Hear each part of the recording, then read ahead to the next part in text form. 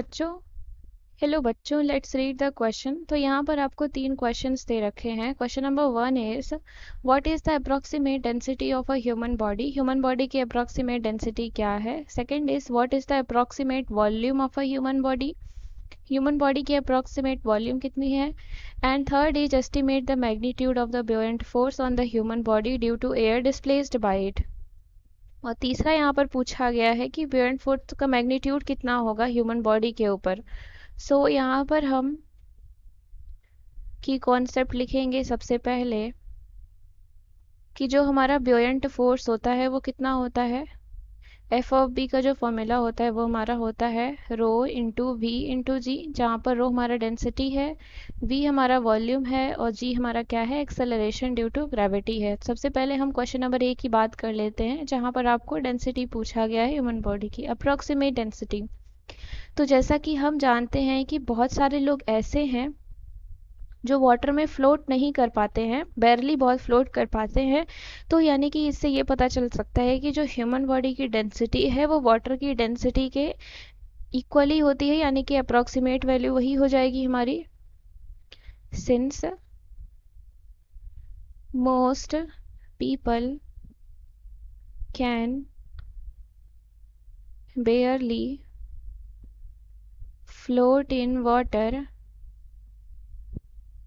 density of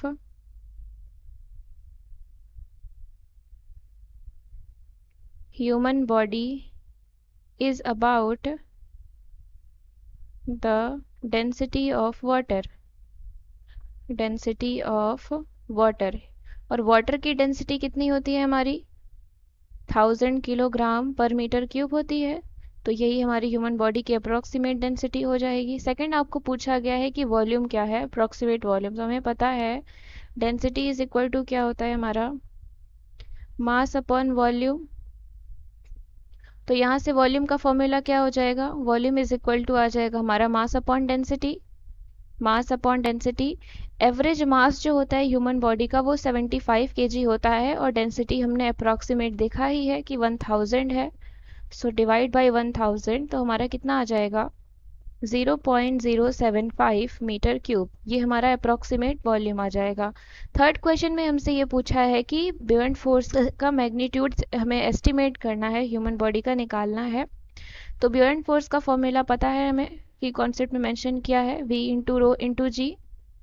v हमारा क्या है, वॉल्यूम, और रो हमारा क्या है, डेंसिटी, और g हमारा क्या है, एक्सेलरेशन ड्यू टू ग्रेविटी।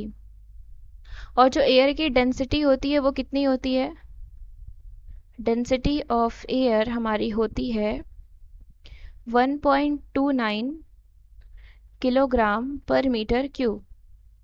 तो वैल्यू यहाँ हम पुट करेंगे, वॉल्यूम हमारा कितना आया है, 0.075 आया है, डेंसिटी कितनी है, 1.29 है, एक्सेलरेशन ड्यू टू ग्रेविटी हो जाएगा 9.8। सॉल्व करेंगे तो एफ ऑफ बी हमारा किसके इक्वल आ जाएगा, 0.5 न्यूटन। यानी कि अप्रोक्सीमेट अगर हम देखें तो ये किसके बराबर है, 1 न्यूटन के बराबर है।